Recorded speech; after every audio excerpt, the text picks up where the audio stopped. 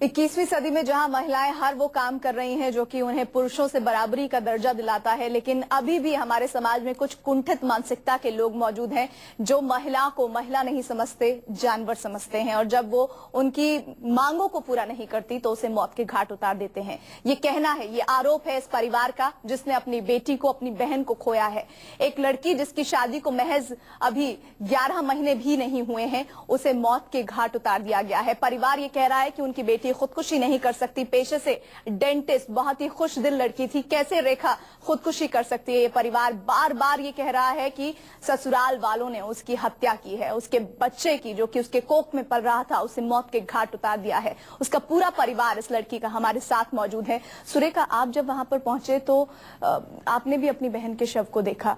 हम चाहेंगे कि आप बताइए कि उनके शरीर पर किस तरह के जख्म थे, क्या उनका शरीर ठंडा पड़ा हुआ था? जब हम लोग वहाँ पे पहुंचे तो उसको चादर से ढका हुआ था। मैंने फेस हटाया, इतनी बुरी हालत थी कि मेरे से देखा नहीं गया। पूरी गर्दन पे निशान थे, होठ भी नीले पड़ रहे थे उसके। तो इतनी बर्फ की तरह ठंडी पड़ी हुई थी और उसकी जो गर्दन थी बिल्कुल ऐसे चिपकी हुई थी, जैसा कि वो लोग कह रहे हैं कि उसने फांसी लगाई है। फांसी लगाती तो गर्दन लंबी होती, चिपकती नहीं ऐसे, और एक मुट्ठी बंद थी। अगर कोई भी अपने आप को हैंग करता है तो वो हाथ खुले रहते हैं और पैर बिल्कुल चिपके होते हैं, पर उसके पैरों में 1-1.5 फुट का गैप था और हाँ, मुट्ठी खुली हुई थी, बंद थी उसकी, और बिल्कुल गर्दन चिपकी हुई थी। आप कह रहे हैं कि जो जानवर को पट्टा बांधते हैं उससे मारा गया है। कैसे, क्यों आपको ऐसा लगता है? क्योंकि उनका डॉग था और बाहर हम जैसे रूम के बाहर निकले, डाइनिंग टेबल के नीचे वो पट्टा पड़ा हुआ था। ऐसी हालत में था कि उससे किसी चीज को दबोचा गया, और चुन्नी से तो लग ही नहीं रहा था, लग रहा था कि किसी रस्सी से या उससे कराए। तो हमें वही प्रूफ मिला है वहाँ पे। आराम से आपको उनके शव को ले जाने दिया गया वहां से? आराम से। तो पहले तो उन्होंने बोला ताऊ जी को कि यही बात खत्म करते हैं, इसे लेके जाते हैं इसने सुसाइड।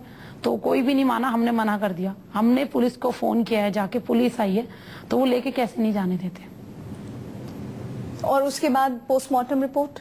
पोस्टमार्टम रिपोर्ट का तो कुछ है ही नहीं अभी तक। उसकी बॉडी आज तक बाबू जगजीवन राम हॉस्पिटल में है। वो लोग कोई कुछ नहीं कर रहे हैं। पुलिस वालों को उन लोगों ने पहले पैसे खिला दिए थे। 10:30 बजे मेरी बहन को मार दिया था। उस बीच 2 तारीख को 10:30 के करीब आपकी बहन को मार दिया गया था।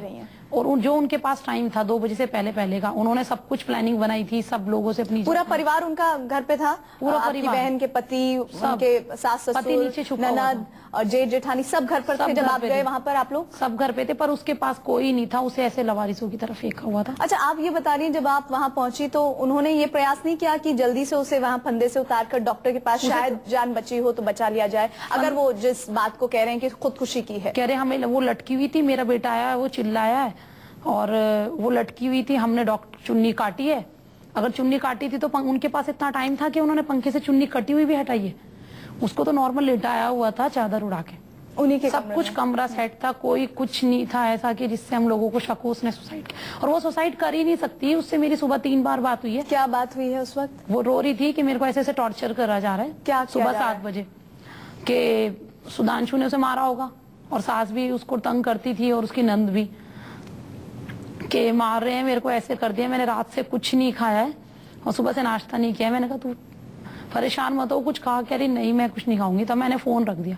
फिर मैंने दोबारा उसको फोन किया 10 मिनट बाद।